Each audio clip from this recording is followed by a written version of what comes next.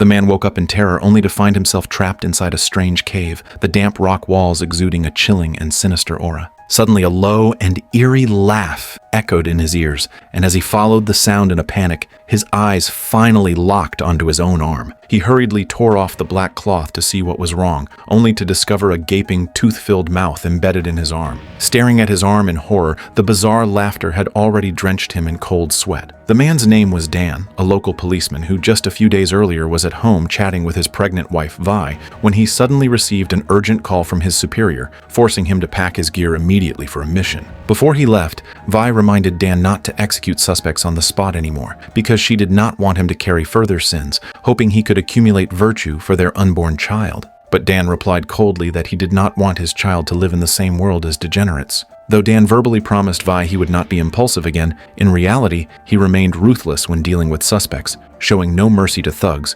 beating them violently, and even shoving a light bulb into a suspect's mouth. However, during one shootout with criminals, Dan accidentally killed a little girl, and under heavy public pressure, the Bangkok police could only transfer him to the remote wilderness of Halabala as an explanation to the girl's grieving family. Vi was deeply disappointed by Dan's actions this time and refused to speak a single word to him throughout. When they arrived at their new residence, Vi finally broke down, pressing a knife against her own belly to vent her despair, laughing manically in endless ridicule, leaving Dan helpless. But the next second, Dan snapped back to reality, realizing all of it was only his hallucination. Meanwhile, in prison, the inmates were eating lunch when Tubbs suddenly raised his fork and muttered something under his breath. The next moment, without hesitation, he plunged the fork deep into his stomach, then slashed himself open with a savage motion. Within seconds, Tubbs' intestines spilled onto the floor, and guards rushed him to the hospital for emergency treatment. When the operation was over, inside the elevator, a policeman noticed by chance that Tubbs' handcuffs were not secured.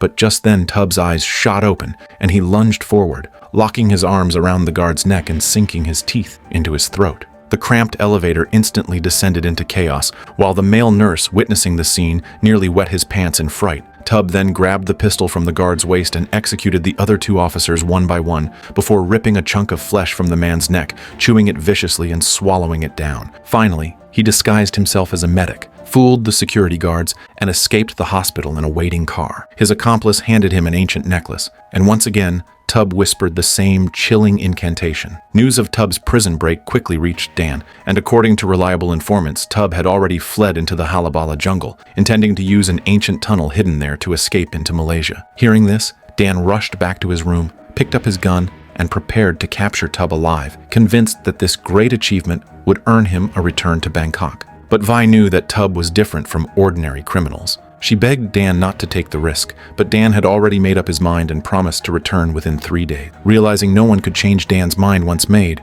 Vi handed him a bottle of antidepressants and reminded him to keep his promise. He must come home within 3 days. From his colleague Toss, Dan learned that this mission to capture Tubb had no official approval at all. Toss explained that if they waited for the formal order, Tubb would already be in Malaysia, and by then it would be too late. Eager to make a name for himself, Dan agreed with Toss's reasoning, and the two went to the local police station to recruit backup. To win their trust, they tore a piece of paper and faked an official transfer order from Bangkok, claiming they needed reinforcements for an urgent mission. The local police, hearing they were from Bangkok, did not bother to verify the truth, immediately obeying their orders. But when they heard the mission was to investigate the ancient tunnels beneath the abandoned Barto village, every officer's face turned pale with fear. One officer explained that Barto village was the domain of cannibals who fed fresh human corpses to the demon Bataya, and many wanted nothing to do with that place. Dan angrily accused them of cowardice, stating they were unworthy of being police officers. He emphasized that he had a pregnant wife at home, but was still risking his life to capture criminals.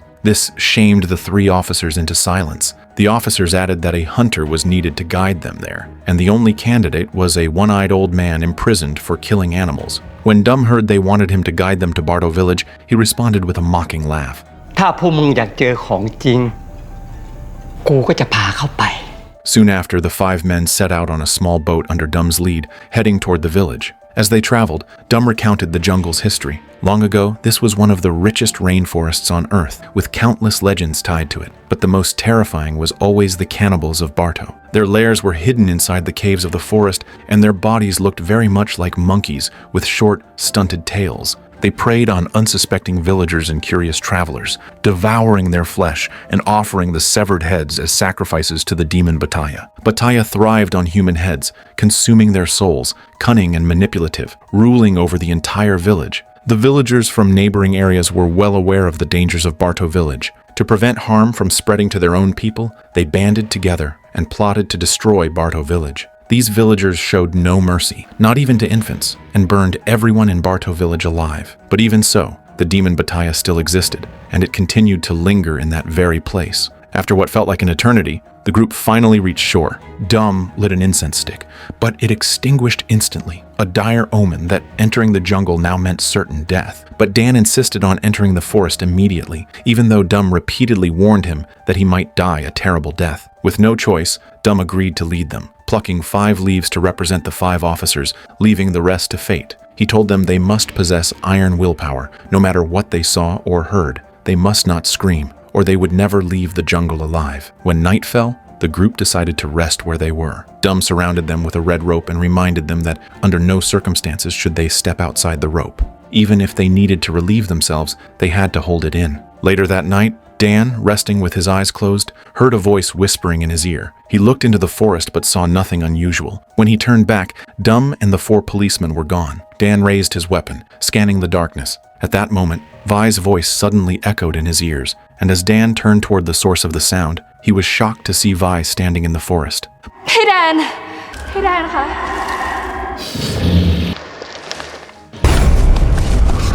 But when he regained his senses, he realized everyone was still there resting, and once again, it had only been his hallucination. The next day, the 6 set off again. Suddenly, one of the officers noticed a suspicious old man in white ahead, but strangely, no one else could see him. The officer fired a shot and charged forward alone, unknowingly separating himself from the group. Tos suggested he check it out while the others pressed on with Dan. But once out of sight, the officer's lips curled into a sly grin. It turned out everything had been a performance. He had no intention of following Dan into danger. On the other side, Dum drew a cut across a tree with his dagger and suddenly let out a thunderous shout, the sound forcing everyone to cover their ears. And in the next second, bright red blood began to flow from the freshly cut tree bark. Dum realized they had reached their destination, and after completing his duty as their guide, he gave everyone a strange smile before leaving the group. Meanwhile, as one officer was heading back, he suddenly heard a sinister laugh. He quickly leaned against a tree to observe his surroundings, when out of nowhere a steel wire tightened around his neck from behind. It turned out the one who ambushed the officer was none other than Tub. On the other side, Tos failed to find the missing officer and returned, only to see Dum standing alone. Tos urgently asked Dum about the others, but Dum remained silent, muttering a strange chant. With no answer, Tos decided to search on his own. At the same time, Dan led the 4 men to Bardo village, where countless skulls hung in the air, making it look like a sacrificial ground filled with eerie atmosphere. Just then, a very thin red line appeared in front of Dan's neck. But when his neck touched it, the line vanished into thin air, leaving only a red mark. As Dan was asking if anyone else saw the same thing, the next second, one officer's chest was struck. In that critical moment, Tos appeared and pushed Dan away. Dan fell straight into a cave. Never expected that one of the 3 officers was actually a member of Tub's organization. When he woke up, the opening scene occurred. Dan was shocked to see a mouth on his arm and without hesitation stabbed it with a dagger. But to his horror, there was no mouth at all. Only the wounds he had inflicted on himself. Sure enough, it was all just a hallucination. Dan hurriedly swallowed an antidepressant and wrapped up his injury, but soon a strange voice whispered in his ear. This time, the large mouth had moved to Dan's neck and brought up his accidental killing of the little girl, pushing him to the brink of mental collapse again. The voice urged Dan to stab his own throat, but this time his will was stronger, and he resisted the temptation. His determination told him it was all fake. And sure enough, the mouth disappeared. Dan finally breathed a sigh of relief. He then began searching for a way out of the cave. Meanwhile, Tub and his men arrived at the sacrificial ground in Barto. Facing Bataya's mask, he declared that the offerings were ready, with only a shaman missing. Just then, the follower found the ancient tunnel. Once through it, they could reach Malaysia. But no matter how he called out to Tub, there was no response. Impatient, the follower walked up to Tub, but Tub forcefully ripped off the mask and placed it on his face. Once he stopped struggling, Tub drew a blade and cut off his head. Then, without hesitation, he beheaded the 3 remaining officers and placed each head on a pillar, throwing their bodies into the cave. Just as everything was set, Dum appeared from behind with a machete, slashed Tub in the chest, and kicked him into the cave.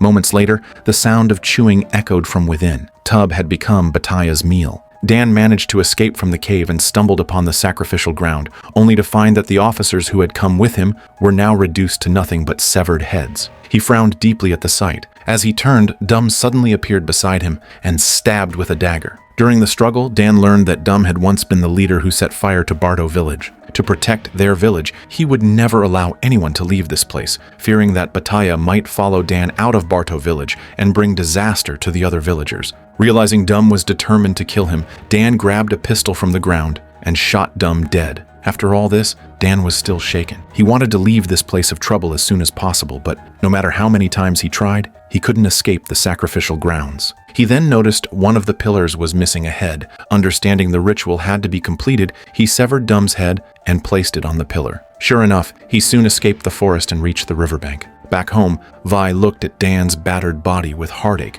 while Dan, exhausted, only wanted to rest on her lap. But through the reflection on the TV screen, Vi saw sharp fangs appear on Dan's face. Not wanting to alert him, she pretended to go to the bathroom, but quietly took the car and fled. In panic, she floored the accelerator but crashed into a tree. Thankfully unharmed, she ran off on foot. Soon, she hid inside an abandoned house, but Bataya had already caught up. She threw a soda can in another direction to distract him. Bataya turned toward the noise, and Vi quickly slipped into a car to hide. Just as she thought she had escaped, Bataya returned and stood right outside. Terrified, Vi held her breath, but Bataya still found her easily. As Bataya approached, step by step, Vi broke into a cold sweat. Seizing the moment, Vi escaped through the car's back door and used her feet to tightly press the door shut, preventing Bataya from getting out. In the end, Bataya burst apart and died. But the struggle triggered early labor, and with the baby's cry echoing, Dan woke up inside the car. Restored to normal, he crawled to Vi's side and promised he would never leave her and their child again. But Vi said something unclean still lingered inside him and would never stop haunting him. Dan thought for a moment and decided to seek help, but Vi begged him not to leave. The next second, Dan suddenly found himself back in the cave, face to face with Tub. Tub smiled and thanked him, leaving Dan confused and furious, punching him in the face. When Dan realized what had happened, he was back home again, but Vi and the baby were nowhere to be found. Suddenly he felt sick, vomiting up Vi's necklace and then a clump of dark hair. Looking into the reflection on the floor, he saw that his face had become Bataya's face. His wife and child had already been consumed by him. Realizing the truth, Dan grabbed a kitchen knife and tried to force Bataya out of his body. But his hands began to tremble uncontrollably, and he could not hold the knife. He tried to resist with willpower, but his body was no longer his to control. It turned out that when he first fell into the cave, Bataya had already taken possession of him. When Tub attempted to summon Bataya later, Dum stopped him and pushed him into the cave. It was precisely because of Tub that Bataya received the final sacrifice, allowing the summoning ritual to be successfully completed. And the chewing sound Dum heard earlier had been Dan devouring Tub. In the end, Bataya successfully possessed Dan's body, put on the symbolic necklace, and spoke the iconic words. That was the full story of the 2025 Thai horror movie Halabala. The plot itself was fairly average, but the bloody visuals stood out, making it a decent horror film overall. Well, that's all for today's share. Thank you for watching, and we'll see you in the next video.